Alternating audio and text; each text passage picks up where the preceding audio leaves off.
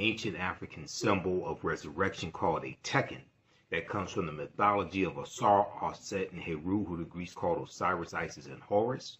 And Heru was born of a virgin birth on December 25th. Evidence of the Holy Trinity dates back to ancient Nubia, or Ta-Nehisi, about 3,300 BC. I'm Michael Imhotep, founder of the African History Network, host of the African History Network show. And my 12-week online course is now available on demand. So you don't have to worry about joining us live in class on Saturdays, 2 p.m. Eastern Standard Time.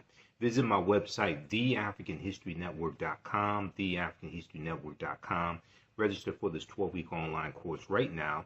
You see me on Roland Martin Unfiltered. You see me on Faraji Muhammad Show The Culture talking about this online class. I'm a historian, founder of the African History Network, host of the African History Network show. And also, I will be doing a live session on Saturday, September 16th, 12 noon Eastern Standard Time, Sunday, September 17th, 2 p.m. Eastern Standard Time of this online class as well. This is great for teachers, study groups, and homeschools. The content is PG-13. Register right now. In this course, we deal with thousands of years of history that lead up to the transatlantic slave trade taking place. Then we go through and analyze the transatlantic slave trade. We'll look at ancient African empires like ancient Kemet or Egypt, Nubia, Axum, Carthage, and the Carthaginians, and Hannibal Barca in the Battle of Cannae in 216 BC. We look at shocking archaeological discoveries that are causing experts to rethink everything and push the timelines back. We deal with the African presence in the Americas dating back at least 51,700 years ago. There are 15 books that we reference in the course. There's 80 to 100 articles. You don't have to buy any of these books to follow along. In the course, we show you the text right on the screen. Did you know that the Khoisan from Southern Africa have the oldest DNA on the planet? They are the short-statured Africans who are the ancestors of the Ainu and the Twa. We'll look at the African presence that dates back at least 51,700 years ago. And one of the references we use is Dr. David Imhotep's book, The First Americans Where Africans Documented Evidence. Why is Christmas celebrated on December 25th, and what does this have to do with astronomy and Heru, who the Greeks called Horus? Visit our website, theafricanhistorynetwork.com, and then Sundays I teach Black resistance movements, 1800 to 1960. Now, if you like the type of information that was shared here today, I mentioned this earlier, visit our website, theafricanhistorynetwork.com, theafricanhistorynetwork.com, and register for the online history classes that I teach on Saturdays and Sundays. Okay. Saturdays, and normally I would teach one today, but I said, okay, we're going to interview Dr. Chike Akua.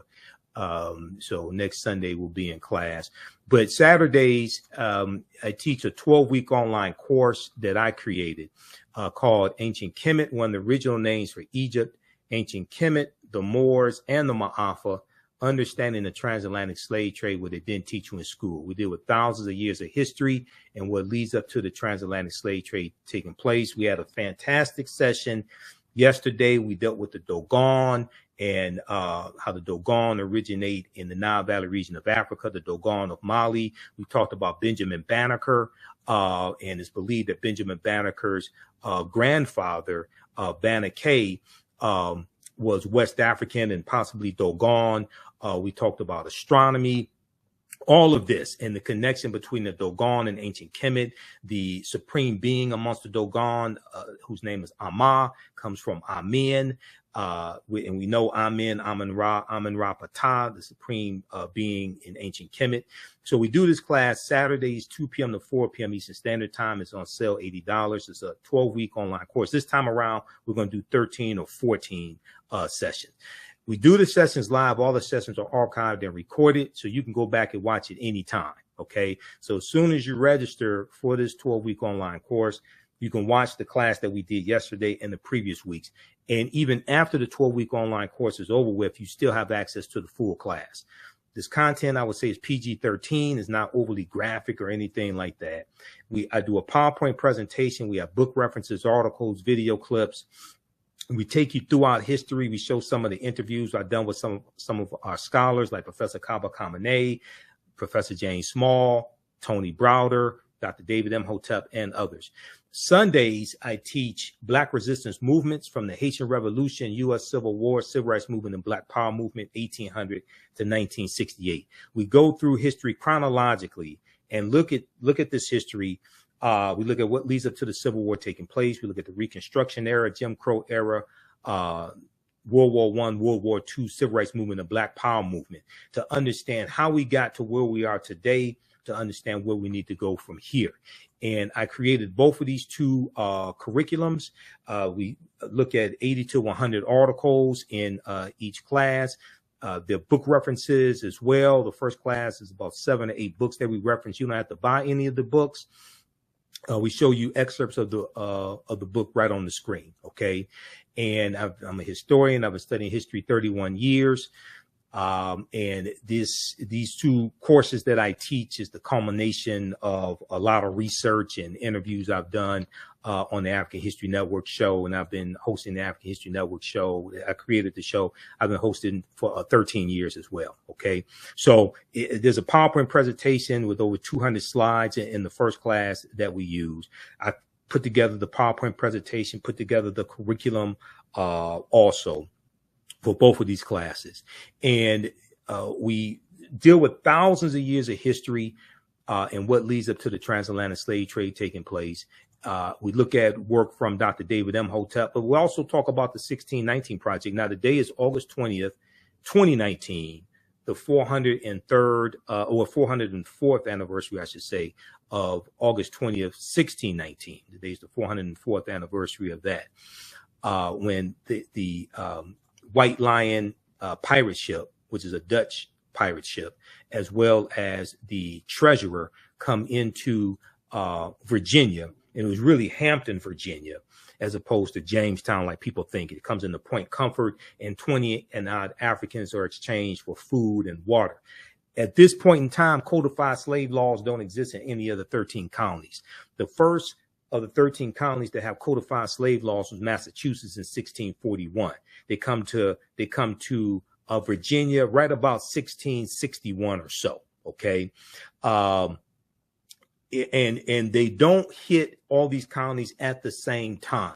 These first 20 and odd Africans are put into a form of indentured servitude. They're going to be released after about 3 to 5 years. To understand how, now this is an important article here that everybody should read, is called Much of What We've Been Told About Virginia's 1619 Africans is Wrong. Much of what we've been told about Virginia's 1619 Africans is wrong.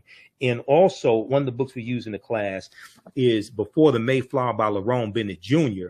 In chapter 2 of this book, he lays out how a lot of this stuff evolved here in this country. Okay. The colonies weren't originally designed to have slavery. If they were, they would have had slavery when it was originally set up, because England originally got involved in the transatlantic slave trade in 1562. Okay. But what happens is that when you look at chattel slavery evolving, that's going to largely be after 1675 and 1676 and what's known as Bacon's Rebellion. And Bacon's Rebellion is going to be after 1675, 1676, right about 1680, 1681, where the term white becomes widely used in the colonies to denote those of European ancestry.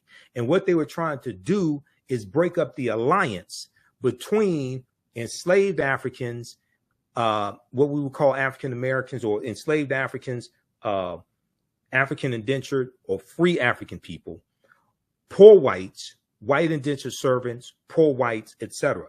There was an alliance between these different groups because they were all being oppressed on the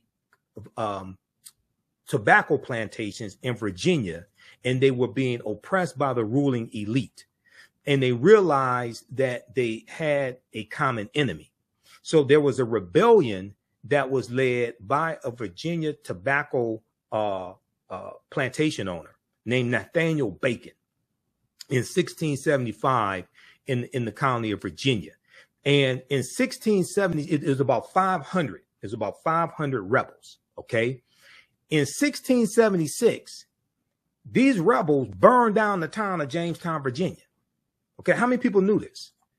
In 1676, they burned down the town of Jamestown, Virginia. And I was speaking on I was speaking at the Midwest Decarbonization Conference in November 2022. And I was on a panel discussion with Native Americans and African Americans. And we were talking about a shared experience, but we were also dealing with the fight for reparations for African Americans and the fight to get Native American treaties enforced. And, you know, one of the problems is that when we to really understand reparations and repairing the damage of a legacy of Jim Crow segregation, slavery, redlining, housing discrimination, things like this, you have to understand the laws and policies that were put in place that brought you to where you are, that continue to inflict the harm. Okay, reparations, the root concept is to repair damage that was done. We first have to analyze the damage that was done to African people, the laws and policies put in place. And as I say, as a historian of 31 years, as a student of Dr. Leonard Jeffries, Professor James Small, Professor Kaba Hiawatha Kamene, we also have to analyze who African people were and what African people had before we were put into an institution of slavery, to understand the damage that was done, to understand that what has to actually be repaired. Just thinking giving cash payments is repairing the damage of a legacy of slavery. No, it's not. Because if everybody watching this broadcast wants to be honest, we know damn well if we all got $1 million today, white people will have it all back by this time next week. And all the laws and policies that have maldistributed wealth, power, resources will continue to be in place that continue to inflict the harm. So cash payments can be part of a comprehensive repairing the damage of a legacy of slavery and Jim Crow segregation, etc. It can be part of comprehensive reparations, but it cannot only be the form of reparations, because once you spend the money, you have not changed the laws and policies